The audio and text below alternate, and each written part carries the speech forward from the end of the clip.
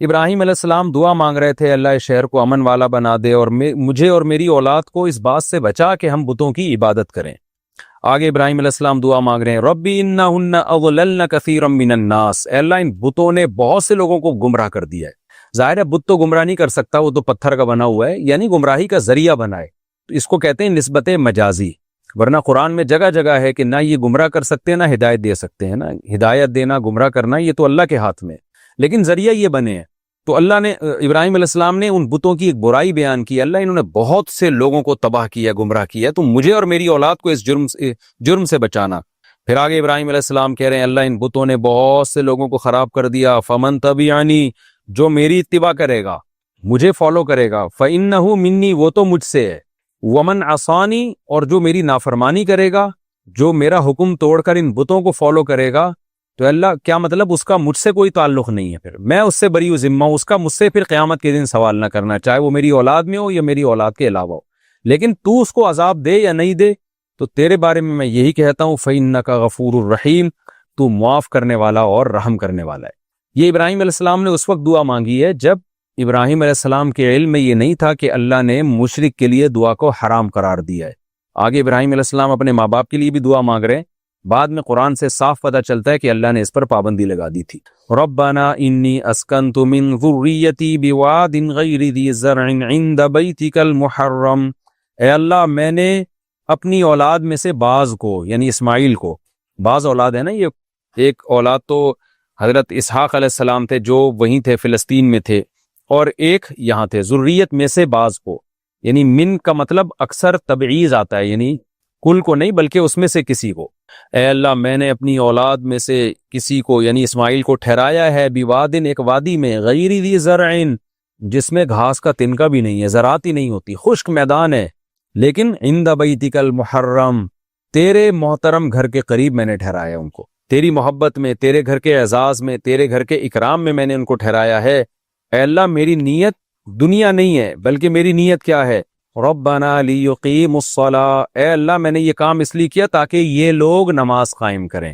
یہ لوگ کا کیا مطلب، جب ان کی نسلیں یہاں آباد ہوں گی تو یہاں نماز قائم ہو جائے۔ فاجعل افئدۃ من الناس تہوی الیہم وارزقہم من الثمرات، اے اللہ یہ علاقہ دو چیزوں سے، نعمتوں سے محروم ہے، یعنی میں نے تو یہ قربانی دے دی اور میری اولاد نے بھی، میری بیوی نے بھی قربانی دے دی کہ ایک بیابان زمین میں آ کے بس گئے ہیں یہ لوگ، جہاں زراعت ہی نہیں ہے، زراعت کے بغیر کون زندہ رہ سکتا ہے، لوگوں کی دلچسپی نہیں ہے اس جگہ میں، تو میں نے جب یہ تیرے لیے قربانی دی ہے، اور قربانی دنیا کے لیے نہیں بلکہ اس لیے تاکہ تیرا گھر ہے تو یہاں نماز قائم ہونا، جب اللہ کا گھر کہیں ہوتا ہے تو وہاں تو عبادت زیادہ ہونی چاہیے، تو اللہ میں نے تو دنیا کی قربانی دی آخرت کے لیے، تو اس کے بدلے میں دنیا کی بھی دو نعمتیں ہمیں دے دے۔ وہ دو نعمتیں کیا ہیں؟ نمبر ایک، اس جگہ لوگوں کی طبیعت مائل نہیں ہے، اٹریکشن نہیں ہے، ریگستان ہے، پہاڑ ہیں کالے، اور کوئی اٹریکشن کی چیز نہیں ہے، کوئی سوئٹزرلینڈ ہوتا یا کوئی آبشاریں ہوتی تو لوگ خود بخود آتے، یہاں تو کچھ بھی نہیں ہے۔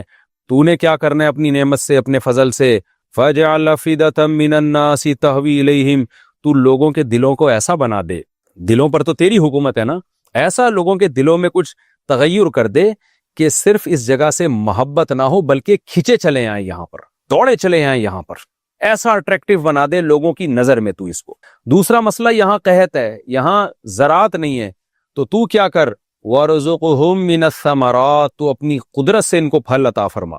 ثمرات میں سبزیاں بھی داخل ہیں، اولین اطلاق تو اس کا پھل پر ہوتا ہے، مگر درخت کا جو بھی حاصل ہوتا ہے نا، جو کھانے کی چیز ہوتی ہے اس کو بھی ثمر کہا جاتا ہے، یعنی یہاں زراعت نہیں ہے لیکن تو اس زراعت کی کمی کو پورا کر دے، لعلہم یشکرون، شاید کہ یہ شکر ادا کریں اور توحید پر قائم رہیں۔ تو اللہ نے دونوں وعدے ابراہیم علیہ السلام کے پورے کیے، لوگوں کے لیے اس جگہ کو اٹریکٹیو بھی بنا دیا، اور اللہ نے اس جگہ پھلوں کی بہتات بھی کر دی۔ آج تو بہت ہی بہتات ہے، لیکن اس کے بعد بھی، ابراہیم علیہ السلام کے بعد بھی وہاں بہتات ایسے ہوئی کہ مکہ کے بالکل قریب میں شہر ہے طائف، اس جگہ پھلوں کی بہت بہتات ہوئی، اور وہاں سے پھل پھر مکہ ہمیشہ سے لائے جاتے، تو وہاں پر جو انگور انار جو نبی کے پاس آتے تھے زیادہ تر طائف ہی سے آیا کرتے تھے وہ، تو اس طرح بھی اللہ نے، اور آج تو بالکل ہی کمی دور کر دی، آج تو دنیا میں شاید کسی جگہ پھلوں کی اتنی بہتات نہ ہو جتنی اللہ نے مکہ میں۔ اور مکہ میں کمال کی بات یہ کہ بے موسم پھل بھی وافر مقدار میں ملیں گے، یعنی وہاں پیدا کچھ بھی نہیں ہو رہا لیکن ہر موسم کا پھل ہر موسم میں آپ کو وہاں ملے گا وافر مقدار میں۔ تاکہ یہ شکر ادا کریں. کیا مطلب؟ یہ اس توحید پر اور نماز پر قائم رہیں یہ لوگ. یہ ابراہیم علیہ السلام نے دعا مانگی تو اللہ مشرکین مکہ کو بتا رہے ہیں کہ تمہارے باپ ابراہیم کی دعاؤں کی برکت ہے کہ تمہیں مکہ ملا، اور ان کی دعاؤں کی برکت ہے کہ آج تم مکہ میں رہتے ہو اور ساری دنیا سے لوگ حج کے لیے مکہ آتے ہیں. تو وہ تو توحید پرست تھے، وہ تو بت پرستی کے مخالف تھے، تو تم یہ کیا بات ہے کہ ان کی دعاؤں سے تو فائدہ اٹھا رہے ہو لیکن ان کی تعلیمات پر عمل نہیں کر رہے. لہذا توحید کے نظام کو قائم کرو اور نماز کے نظام کو قائم کرو. ربنا انک تعلم ما نخفی وما نعلن، اے ہمارے رب تو خوب جانتا ہے کہ جو کچھ ہم چھپاتے ہیں اور جو ظاہر کرتے ہیں. تو میرے دل کی باتوں کو جانتا ہے، تو جانتا ہے کہ میں یہ دعا اخلاص سے کر رہا ہوں یا میرا کوئی دنیاوی مفاد ہے، تو سب کچھ جانتا ہے. لہذا میری اس دعا کو قبول کر. وما يخفى على الله من شيء في الارض ولا في السماء، اور اللہ پر تو آسمان اور زمین میں کوئی چیز مخفی ہی نہیں ہے. تو اللہ تو میرے دل کی حالت کو جانتا ہے. الحمدللہ الذی وہب لی علی الکبر اسماعیل و اسحاق. اب دیکھیں کیسے زبردست بلاغت ہے. ابراہیم علیہ السلام جتنی دعائیں مانگ رہے ہیں اسباب کی دنیا میں ان کی قبول ہونے کا کوئی چانس نہیں ہے. ایک ایسی جگہ جہاں زراعت نہ ہو، پانی صرف ایک چشمہ نکلا ہو وہاں سے، وہاں کے بارے میں، اور چاروں طرف ریگستان ہو، وہاں کے بارے میں دعا مانگ رہے ہیں اللہ اس جگہ لوگوں کی طبیعت مائل ہو جائے، اٹریکٹیو بنا دے. بالکل ایک گراؤنڈ ریئلٹی کے خلاف ہے نا یہ. بھئی آپ ایک خوبصورت سا بنگلہ بناؤ، جگہ بناؤ، پھر آپ تختی لگاؤ اور لوگوں کو مائل کرو، دعائیں بھی منگواؤ تو بات سمجھ میں آتی ہے.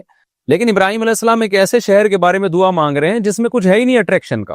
نمبر 2، جہاں زراعت گھاس کا ایک تنکا نہیں ہے وہاں یہ دعا مانگ رہے ہیں کہ اللہ رزق کی فراوانی ہو یہاں پہ. تو یہ ساری اسباب سے ہٹ کے دعائیں ہیں. تو اس لیے وہ اللہ کو واسطہ دے رہے ہیں کہ اے اللہ تو نے مجھے بڑھاپے میں جب اولاد دے دی، بڑھاپے میں اولاد تو ممکن نہیں ہے، جو اللہ بڑھاپے میں اولاد دے سکتا ہے تو وہ مکہ کو ایک بنجر زمین کو ایسا کیوں نہیں بنا سکتا کہ وہاں پھلوں کی بہتات بھی ہو اور وہاں اتنی محبت لوگوں کے دلوں میں اس جگہ کی آ جائے کہ کھچے چلے آئیں لوگ. کیسے حج عمرے میں آپ دیکھو پوری دنیا سے تتلیوں کی طرف فلائٹیں اڑتی ہیں. میں تو حیران ہوتا ہوں یہ منظر دیکھ کے. آپ جب جائیں نا حج ٹرمینل میں، کیسے جہاز کے پیچھے جہاز چل رہا ہوتا ہے، کیسے ہر طبقہ، ملکوں کے صدر بھی، بادشاہ بھی، وزیر اعظم بھی، رکشے والے بھی، ٹیکسی والے بھی، کیسے اڑ اڑ کے بیت اللہ کی طرف پہنچ رہے ہوتے ہیں. ایک عجیب منظر ہے. اس لیے اللہ نے فرمایا، حضرت ابراہیم نے فرمایا الحمدللہ الذی، تمام تعریفیں اس اللہ کے لیے ہیں، الذی وہب لی علی الکبر، جس نے بڑھاپے کے باوجود مجھے ہبہ کیا، عطا کیا، اسماعیل کو، وہ اسحاق اور اسحاق بھی دیے. ان ربی لسمیع الدعاء، بے شک میرا رب دعاؤں کا سننے والا ہے. تو اللہ کو واسطہ دے رہے ہیں اللہ تو نے میری دعا سنی، بڑھاپے میں اولاد دی، تو یہ بھی میری دعا سن لے تو مکہ مکرمہ کے بارے میں. آگے پھر مزید دعا مانگ رہے ہیں اپنے لیے، اپنی اولاد کے لیے اور اپنے والدین کے لیے. یہ تو عمومی دعا مکہ والوں کے لیے مانگی آپ نے. آگے دعا مانگتے ہیں رب اجعلنی مقیم الصلاۃ، اے اللہ مجھے نماز کا قائم کرنے والا بنا. میں جو دعا مانگ رہا ہوں کہ مکہ کو آباد کر دے نماز سے، تو سب سے پہلے مجھے توفیق عطا فرما. ومن ذریتی، اور میری اولاد میں سے بھی. یہاں ایک اشکال ہوتا ہے کہ ساری اولاد کے لیے دعا مانگنی چاہیے تھی نا، تو یوں کیوں کہہ رہے ہیں میری اولاد میں سے بھی؟ تو دیکھیں یا تو یہاں من تبعیضیہ ہی نہیں ہے، یہاں من کا مطلب میری اولاد سے بھی نمازی بنا، چاہے وہ سب سے ہو. تو اگر من کو بعض کے معنی میں ہم نہیں لیتے پھر تو کوئی اشکال نہیں ہے.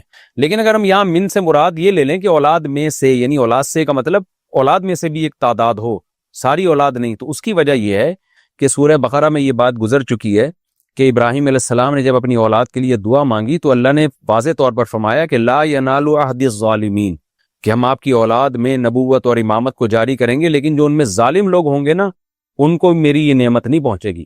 تو اس سے ابراہیم علیہ السلام سمجھ گئے تھے کہ میری اولاد میں مشرک اور کافر اور نافرمان بھی پیدا ہوں گے، ساری اولاد توحید پرست نہیں ہوگی.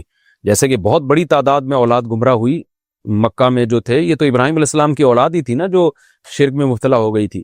تو ابراہیم علیہ السلام کو پتا تھا کہ اللہ یہ اعلان کر چکا ہے کہ ساری اولاد نیک نہیں ہوگی، اس لیے پھر انہوں نے اسی حساب سے دعا مانگی کہ میری اولاد میں سے بھی ایک بڑی تعداد یعنی ہو جو نمازی ہو.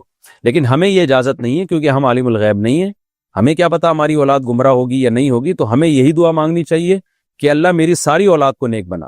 البتہ یہ اشکال ہوگا کہ ہم بھی تو یہ دعا پڑھتے ہیں رب اجعلنی مقیم الصلاۃ. تو دیکھیں ہم جب یہ دعا کریں نا تو ہم یہاں من ذریتی میں من سے بعض لوگ مراد نہ لیں، من سے تمام اولاد مراد لے لیں.